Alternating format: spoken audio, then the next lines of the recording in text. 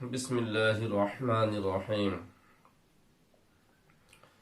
الحمد لله رب العالمين اللهم صل على محمد وعلى آل محمد كما صليت على إبراهيم وعلى آل إبراهيم إنك حميد مجيد السلام عليكم ورحمة الله وبركاته মুমিন ভাই বোনেরা, আল্লাহ পাক ঈমানওয়ালাদের অবস্থা ঈমান আমলের সাথে জুড়ে দিয়েছেন। অতএব এই ঈমানওয়ালারা কখন ভালো অবস্থায় থাকবে সেটা কোরআন হাদিসের আলোকে যাচাই করা যাবে।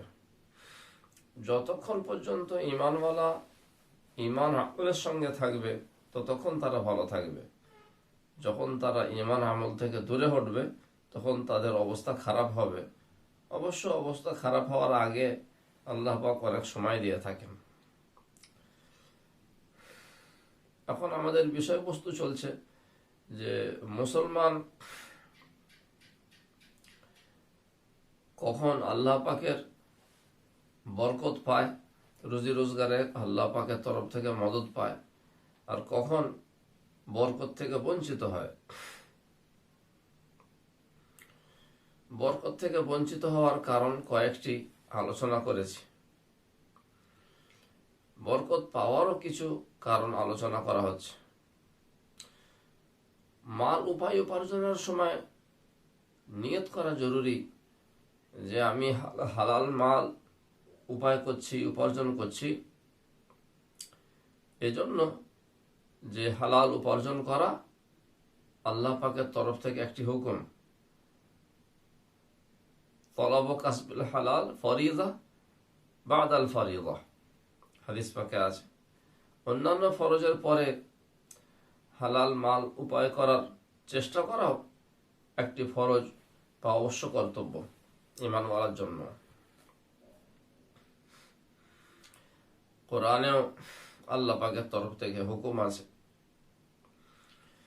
রাসূলুল্লাহ সাল্লাল্লাহু আলাইহি সাল্লামের হাদিসে আমরা পাই যে লোভের সাথে মাল উপায় করলে পরে তাতে বরকত হয় না। ইসরাফে নফস, লোভের সাথে যে আমি বড় ধনী হব এই জন্য আমি উপার্জন করছি, লাভজনক ব্যবসা করছি, ব্যবসার লাইনে অনেক ঝুঁকি নিচ্ছি যাতে আমি অনেক বড় ধনী হয়ে যাই, অনেক বড় বিত্তশালী হয়ে যাই, এই জন্য উপার্জন করা পছন্দনীয় নয় এবং এইভাবে উপায় করলেও তাতে বরকত হয় না। এটা পরিষ্কার হাদিসে আছে এবং আল্লাহ পাক তার উপরে অসন্তুষ্ট হন, নারাজ হন এবং সেই অসন্তুষ্টি কিয়ামতে প্রকাশ করবেন, এটাও হাদিসে আছে। আর যে মুমিন হারাম থেকে বাঁচার জন্য, সওয়াল থেকে বাঁচার জন্য পরিজন, বিবি বাচ্চা, মা বাপের জরুরি হক আদায়ের জন্য, সিলা রহমির জন্য উপার্জন করবে, আল্লাহ পাক রাজিও হবেন এবং তাতে বরকত হবে। সুতরাং উপার্জনের ক্ষেত্রেও নিয়ত ঠিক করতে হবে এবং তরিকাও ঠিক করতে হবে। তরিকা ঠিক করার কথা আগেই বলেছি, এখন বলছি নিয়তও ঠিক করতে হবে। তরিকা ঠিক করার বিষয়গুলি বিশ্লেষণ সাপেক্ষ এবং ইউটিউবে বলা খুবই দুষ্কর, যদিও হয়তো কিছু বলার চেষ্টা করব আগামীতে ইনশাআল্লাহ। কিন্তু উপার্জনের জরুরি মাসাইল, ফরজ ওয়াজিবগুলি মেনে উপার্জন করতে হবে। ব্যবসা বাণিজ্য যদি হয়, কেনাবেচার মাধ্যমে কেনাবেচার মাসাইল যেগুলি আছে, আপনি কোন প্রকার ব্যবসা করছেন তার মাসাইল আলাদা আছে, মোজারাবাতের আলাদা, ব্যক্তিগত ব্যবসার মাসাইল আলাদা, অর্ডার নিয়ে মাল সাপ্লাই করার মাসাইল, বাইয়ের সালামের মাসাইল আলাদা। এভাবে চাষবাস যদি আপনি করেন, চাষবাসেরও মাসাইল আছে। নিজের জমি চাষ করেন তার ব্যাপার আলাদা, অপরের যদি জমি চাষ করেন, ভাগ চাষি হন, তার মাসালা আছে। এগুলো মাসাইলের ব্যাপার, এগুলো স্থানীয় মুফতিদের কাছে অথবা কোনো ভালো জাননেওয়ালার কাছে অথবা মাসাইলের নির্ভরযোগ্য কিতাব দেখে ঠিক করতেই হবে। কারণ হারাম উপায় উপার্জন করলে তাতে বরকত হবে না। ব্যবসা হলেও ফরজ ওয়াজিব এবং আল্লাহ পাকের হুকুম মেনে করতে হবে, রাসূলুল্লাহ সাল্লাল্লাহু আলাইহি সাল্লামের তরিকায় করতে হবে। ওমর রাদিয়াল্লাহু আনহু এলান করতেন যে আমাদের এই বাজারে দোকান শুধু সেই খুলতে পারবে যে এইসব আল্লাহ পাকের হুকুমগুলি জানে, মাসাইল যেন জানে, ব্যবসাও যেন শরীয়ত অনুযায়ী করা জানে। তারপর যখন মাল আসবে তখন আল্লাহ পাকের শুকরিয়া আদায় করতে হবে, আলহামদুলিল্লাহ। ব্যবসার মাধ্যমে এলেও আল্লাহ পাক দিয়েছেন, এটা স্বীকার করতে হবে। মাল, হালাল মাল যখন আসবে আলহামদুলিল্লাহ বলতে হবে, শুকরিয়া আদায় করতে হবে।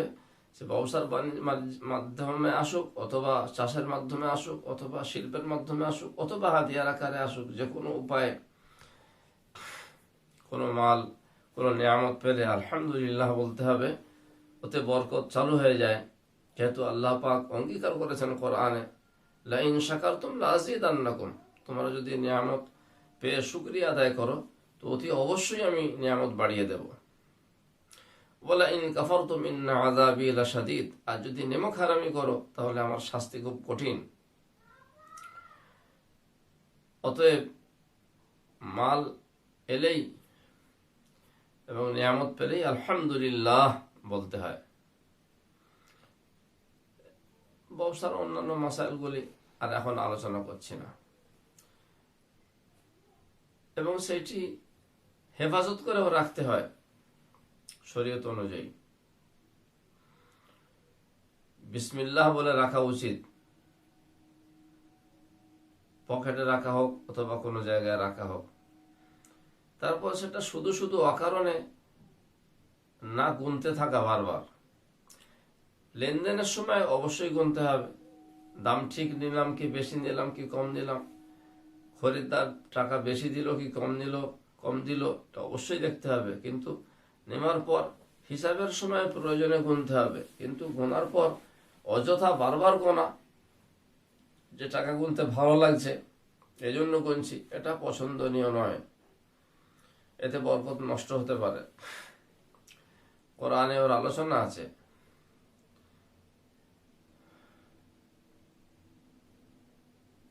এবার যখন মাল উপার্জন করার সময় এই বিষয়টি হল, রাখার বিষয়টিও হেফাজতের সঙ্গে রাখতে হবে। ওখান থেকে যখন খরচ করা হবে বা মাল টাকা বের করা হবে তখন বিসমিল্লাহ বলে বের করা, এতেও বরকত হয়। আমরা বের করার সময় বিসমিল্লাহ বলি না, নিয়ত করি না। যে বিষয়ে খরচ করছি বিষয়টি এবং কাজটি যেন হালাল হয়, শরীয়ত সম্মত হয়। শরীয়ত সম্মত কাজে খরচ করতে হবে, ফজুল কাজে নয়, হারাম বা অপছন্দনীয় কাজে নয়। সেই কাজে খরচ করতে হবে এবং বিসমিল্লাহ বলে করতে হবে, এবং সেই কাজটির বিষয়ে যত ভালো নিয়ত করা যায় সব নিয়ত করতে হবে। যেমন হাদিস পাকে আছে যে নিজের পরিবারের মুখে যে তুমি রুজি তুলে দেবে, তার লোকমা তুলে দেবে, এতেও তুমি সওয়াব পাবে। কিন্তু সেখানে হাদিসের ব্যাখ্যাকার আল্লামা ইবনে হাজার আসকালানী আলাইহির রাহমা অন্যান্য হাদিসের আলোকে বলেছেন যে বিবির খোরপোশ বহন করার বিনিময়ে যে সওয়াবের অঙ্গীকার আছে আল্লাহ পাকের তরফ থেকে, এই সওয়াব তখন হবে যখন আল্লাহ পাকের সন্তুষ্টি অনুযায়ী হবে। এবং নিয়ত করতে হবে যে আমার বিবির খোরপোশ দেওয়া আমার জন্য জরুরি, এই আল্লাহ পাকের হুকুম পালন করার জন্য, আল্লাহকে রাজি খুশি করার জন্য আমি আমার বিবির খোরপোশ দিচ্ছি, এই জন্য টাকা দিচ্ছি, এই জন্য টাকা খরচ করছি। এইভাবে ছেলে, সন্তান সন্ততি, মা বাপের জন্য যখন খরচ করব তখনও ওই রকম নিয়ত করতে হবে, বিসমিল্লাহ বলতে হবে, নিয়ত করতে হবে, ওই নিয়তের সাথে খরচ করতে হবে। তখন যত নিয়ত করা হবে তত নেকি হবে। এইভাবে ভালো ভালো নিয়তও করতে হবে, যদিও বিবির জন্য খরচ করা হয়। কারণ যে কোনো আমল নিয়তের মাধ্যমে ইবাদত হয়, ইবাদতে পরিণত হয়। সারাদিন শুকিয়ে থাকলেই রোজা হবে না, রোজার নিয়ত করতে হবে এবং শরীয়ত সম্মত, শরীয়তের উপায়ে, শরীয়তের নিয়মে রোজা রাখতে হবে এবং নিয়ত সহ। ওই রকম আমি যেখানেই খরচ করি না কেন সেই কাজটি অবশ্যই শরীয়ত সম্মত হতে হবে এবং ভালো ভালো নিয়ত করে খরচ করতে হবে, তাহলে বরকত থাকবে। এবং আল্লাহ পাকই আমাকে এই তৌফিক দিচ্ছেন, আমি উপায় করেছিলাম বলে তা নয়, আল্লাহ পাক আমাকে এই কাজটি করার তৌফিক দিচ্ছেন। এইভাবে আল্লাহ পাকের উপর ভরসা রেখে আল্লাহ পাকের নিয়ামত এবং দান বলে মনে করে খরচ করতে হবে, কারণ বাস্তবিক পক্ষে তাই। এই জন্যই খাবার দোয়ায় আমাদেরকে শেখানো হয়েছে যে সমস্ত প্রশংসা সেই আল্লাহ পাকের, যে আল্লাহ পাক আমাকে এই রুজি খাইয়েছেন এবং আমাকে জুগিয়েছেন আমার বিনা কষ্ট, বিনা চেষ্টায়, বিনা পরিশ্রমে। আলহামদুলিল্লাহিল্লাযী আত'আমানি হাযাত তা'আম ওয়া রাযাকানিহি মিন গায়রি হাওলিন মিন্নি ওয়ালা কুওয়া। আমার বিনা ক্ষমতায়, বিনা চেষ্টায় যে আল্লাহ পাক আমাকে এই রুজি খাইয়েছেন এবং রুজি জুগিয়েছেন, তার জন্য সমস্ত প্রশংসা। পোশাক ইত্যাদির সময়ও, পোশাক পরেও ওই রকম ধরনেরই মসনুন দোয়ার কথা আছে। আলহামদুলিল্লাহিল্লাযী কাসানি হাযা সাওব ওয়া রাযাকানিহি মিন গায়রি হাওলিন মিন্নি ওয়ালা কুওয়া। যখনই পোশাক পরব, সে সোয়েটার হোক, লুঙ্গি হোক, পাজামা হোক, শরীয়ত সম্মত পোশাক পরতে হবে। ইমানের পরেই সতর ঢাকা ফরজ। তো পোশাক পরেও এই যদি নিয়ত, এই দোয়া করি, সমস্ত প্রশংসা সেই আল্লাহ পাকের, যে আল্লাহ পাক আমাকে এই পোশাক পরিয়েছেন এবং জুগিয়েছেন আমার বিনা ক্ষমতায়, বিনা চেষ্টায়। আলহামদুলিল্লাহিল্লাযী কাসানি হাযা সাওব ওয়া রাযাকানিহি মিন গায়রি হাওলিন মিন্নি ওয়ালা কুওয়া। কত ফজিলতের আছে দেখুন। নিয়ামতের পোশাকের শুকরিয়া আদায় হবে এবং গুনাহ মাফ হবে, কত বড় কথা। এবং অনবরত আল্লাহ পাকের শুকরিয়া আদায় করলে বরকত বাকি থাকে। আলহামদুলিল্লাহ, আলহামদুলিল্লাহ পড়া দরকার। এবং আলহামদুলিল্লাহের পাওয়ার বাড়ানোর জন্য ওর সঙ্গে কালিমা লা ইলাহা ইল্লাল্লাহ যোগ করা যায়, এটাও হাদিসে আছে। আর নাশুকরি করলে পরে আল্লাহ পাক নিয়ামত কেড়ে নেন। প্রত্যেক মানুষকেই, প্রত্যেক জিন ইনসানকে, প্রত্যেক মখলুকাতকে আল্লাহ পাক প্রচুর নিয়ামতের মধ্যে রেখেছেন।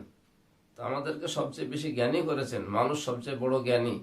তো মানুষের মধ্যে এই অনুভূতি থাকতেই হবে যে আমাকে আল্লাহ পাক কত নিয়ামত দিয়ে সাজিয়েছেন। সেইগুলি মনে করে আলহামদুলিল্লাহ যত পড়বে তত আল্লাহ পাক সে নিয়ামতকে বাকি রাখবেন এবং আরো বাড়াবেন। যেমন তাফসীরে কুরতুবীতে সূরা কাহফের মধ্যে যে একটি দোয়া আছে, ওয়ালা ইয দাখালতা জান্নাতাকা কুলতা মা শা আল্লাহ লা কুওয়াতা ইল্লা বিল্লাহ। একজন বাগানের মালিক আল্লাহ পাকের নেমক হারামি করছিল, তার ঈমানওয়ালা শুকরগুজার বন্ধু শেখাচ্ছিল যে তোমার নেমক হারামির কারণে, তোমার নাশুকরির কারণে তোমার বাগান ধ্বংস হলো। তুমি যদি বাগান দেখে এই আল্লাহ পাকের শুকরিয়া আদায় করতে এবং আল্লাহ পাকেরই নিয়ামত স্মরণ করতে, তাহলে এই বাগানের নিয়ামত আল্লাহ পাক কাটতেন না। তুমি যখনই বাগান দেখতে, তখন যদি তুমি বলতে মা শা আল্লাহ লা কুওয়াতা ইল্লা বিল্লাহ, যে এত সুন্দর বাগান, আল্লাহ পাক যেমনটি চেয়েছেন তেমনই হয়েছে, আর আল্লাহ পাকের দেওয়া ক্ষমতা ছাড়া অন্য কোনো ক্ষমতা নেই। এই আয়াতের তফসিরে কুরতুবীতে আছে। তফসিরে কুরতুবীর পুরো নাম, আসল নাম আল জামিউ লি আহকামিল কোরআন। ওতে আছে যে কোনো নিয়ামত দেখে যদি ঈমানওয়ালা এই দোয়াটি পড়ে, টাকা পয়সার নিয়ামত হোক, দোকানপাটের নিয়ামত হোক, পণ্যদ্রব্য, এমনকি সন্তান সন্ততিও বড় নিয়ামত, সেগুলো দেখো যদি এগুলি এই পড়ে মাশা আল্লাহ লা কুওয়াতা ইল্লা বিল্লাহ, তো আল্লাহ পাক ওই নিয়ামতটি হেফাজত করেন, আবার বরকত দেন। কিন্তু আমরা নিজের শরীর দেখেও আলহামদুলিল্লাহ বলি না। আমাদের স্বাস্থ্য ভালো, আয়নার সামনে দাঁড়ালাম, ছাতি কত চওড়া, চামড়া কত চাকচিক্যময়, মুচকি হাসলাম, নিজের ছাতিতে পেটে হাত বুলালাম, একবারও আলহামদুলিল্লাহ বললাম না যে আল্লাহ পাকই আমাকে এত সুন্দর স্বাস্থ্য দান করেছেন, কত দেখতে ভালো করেছেন, প্রতিবন্ধী করেননি, অন্ধ কানা খোঁড়া বোবা কালা করেননি। আলহামদুলিল্লাহ পড়া দরকার। আমরা পড়ি না, অনবরত নিয়ামত মনে করে করে আলহামদুলিল্লাহ পড়া দরকার। তো ওখানে তাফসীরে কুরতুবীতে হাদিস আনা হয়েছে, যে কোনো নিয়ামত দেখে যদি ঈমানওয়ালা বলে মাশা আল্লাহ লা কুওয়াতা ইল্লা বিল্লাহ, তাহলে দুইটি ফায়দা। এক তো আল্লাহ পাক ওই নিয়ামতটি হেফাজত করেন, দ্বিতীয়ত ওই অবস্থায় রেখে দেন না, ওতে আরো বরকত দেন। ওতে দোকানপাট দেখে, বিবি বাচ্চা দেখে, ঘর বাড়ি দেখেও, ঘরে দেখার সময় একটু বাড়তি কালিমা দোয়াতে যোগ করার কথা হাদিস থেকে উনি বলেছেন, উল্লেখ করেছেন, যে বাড়ি দেখে, নিজের বাড়ি দেখে বিসমিল্লাহ মাশা আল্লাহ লা কুওয়াতা ইল্লা বিল্লাহ বলতে হয়। তাহলে বাড়িরও আল্লাহ পাক হেফাজত করেন, বাড়িতে বরকত দেন। তো আল্লাহ পাকের নিয়ামতের কথা স্মরণ করে করেও আলহামদুলিল্লাহ পড়তে হয়। আর আল্লাহ পাকের দেওয়া নিয়ামত দেখে মাশা আল্লাহ লা কুওয়াতা ইল্লা বিল্লাহ পড়তে হয়। আর বাড়ি দেখে তো বিসমিল্লাহ মাশা আল্লাহ লা কুওয়াতা ইল্লা বিল্লাহ পড়তে হয়। মানে কোন নিয়ামত আমাকে ভালো লাগলো, আমি জান ভরে দেখছি, খুশি হচ্ছি, আর আল্লাহ পাক দিয়েছেন এই নিয়ামত, এইটি স্মরণ করছি না, এটি শাস্তিযোগ্য অপরাধ, দণ্ডনীয় অপরাধ। এই জন্য আল্লাহ পাক ওই নিয়ামত ধীরে ধীরে কেড়ে নেন, অথবা কখনো হঠাৎ কেড়ে নেন। তো যে প্রত্যেকটি নিয়ামত আল্লাহ পাকের দেওয়া নিয়ামত, এটা মনে করতে হবে।